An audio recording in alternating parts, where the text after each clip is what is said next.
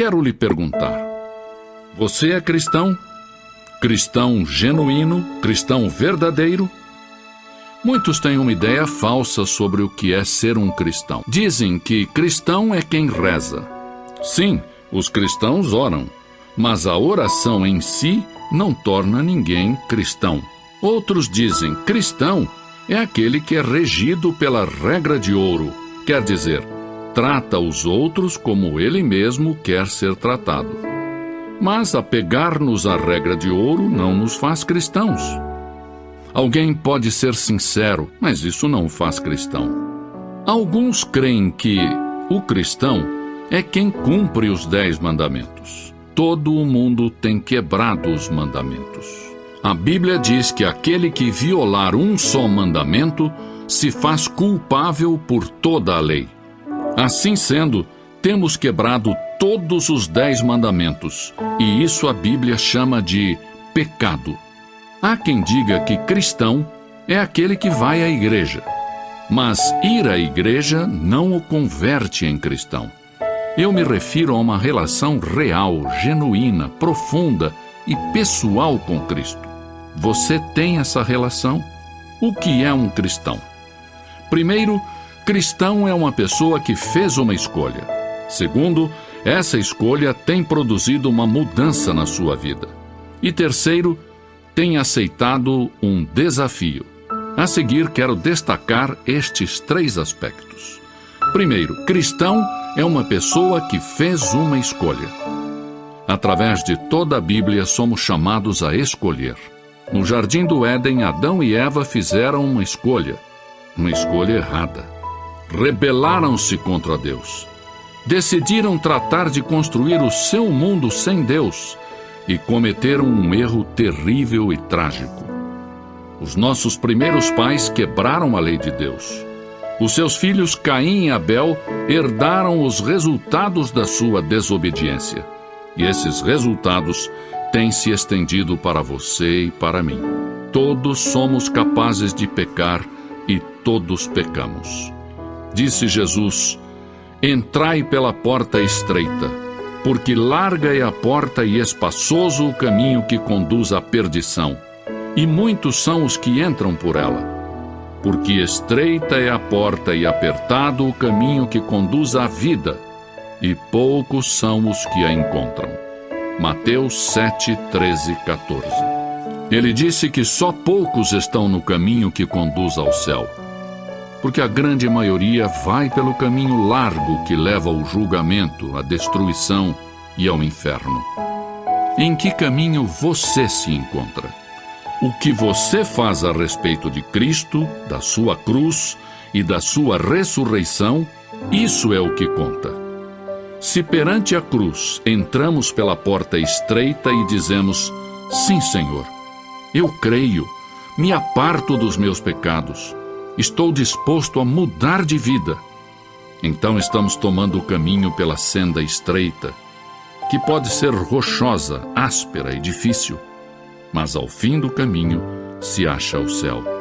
Nesse caminho, Deus vai nos proporcionar novos recursos, novo poder, novo gozo e novo amor. Segundo, cristão é a pessoa em cuja vida se tem produzido uma mudança. Quem realiza isso é o Espírito Santo.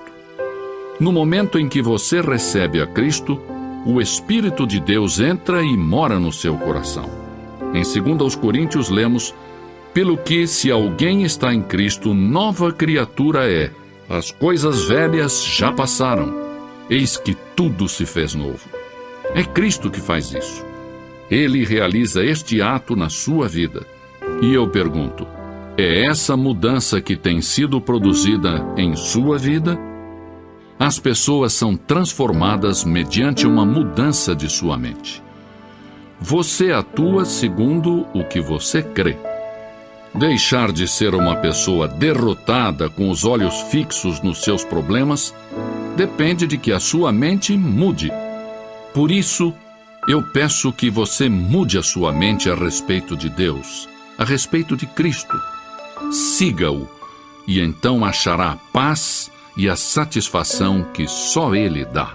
Cristo pode encarregar-se dos problemas que temos a respeito do sexo e das relações interpessoais, desde que o permitamos.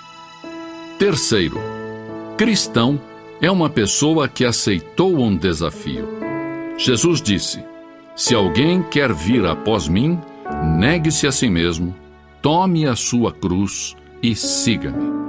Em outras palavras, temos que negar o eu, as nossas ambições egoístas, os nossos prazeres pessoais e pecaminosos, e logo temos que nos virar e tomarmos a nossa cruz.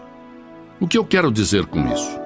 Jesus disse que quando você regressar à sua escola, à sua vizinhança, ao seu trabalho e contar que recebeu a Cristo, provavelmente vão rir de você.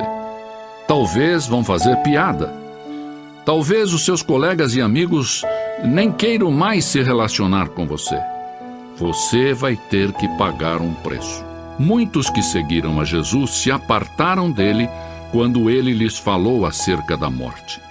Não compreenderam o sentido profundo de sua morte e ressurreição, que esta era a única esperança de que os seus pecados fossem perdoados e eles pudessem entrar no céu.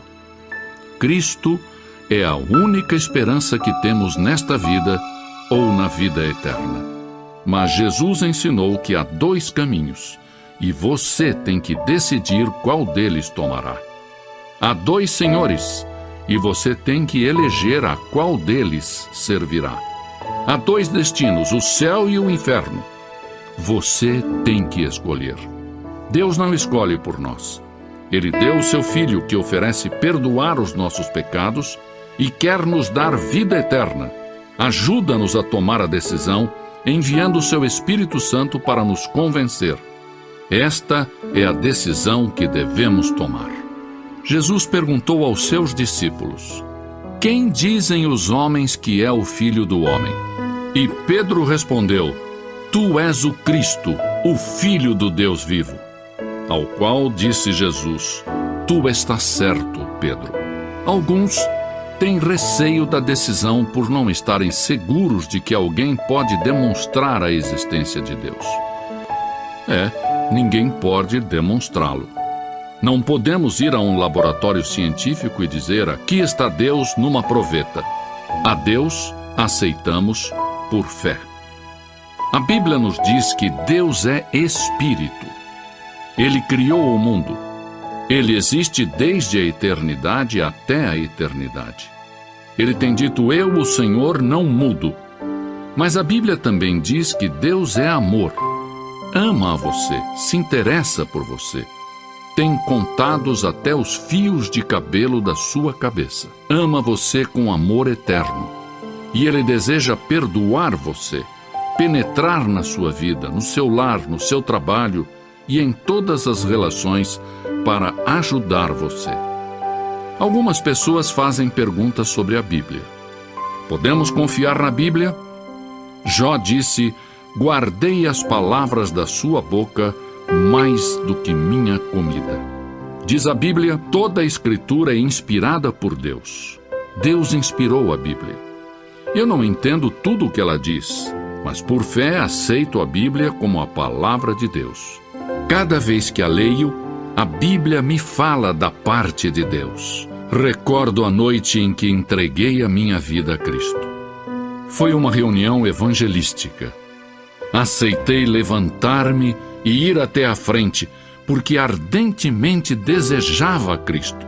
Sabia que realmente não o conhecia de perto, que não tinha uma relação pessoal com Jesus. Naquela noite, antes de conciliar o sono, ajoelhei-me junto à minha cama e disse: ó Deus, não sei muito sobre o passo que tomei nesta noite. Na verdade, não sei muito sobre ti, mas pelo pouco que sei, te rogo que me mudes, que me transformes numa nova pessoa. Bem, a partir daquela noite, eu passei a ser diferente. Deus tinha tomado a minha vida e começou a manifestar-se nela de uma maneira maravilhosa. Alguns rejeitam a Cristo por causa da própria igreja. Dizem: A igreja está cheia de hipócritas, mas hipócritas existem em todos os campos da vida. A igreja é para pecadores salvos pela graça de Deus.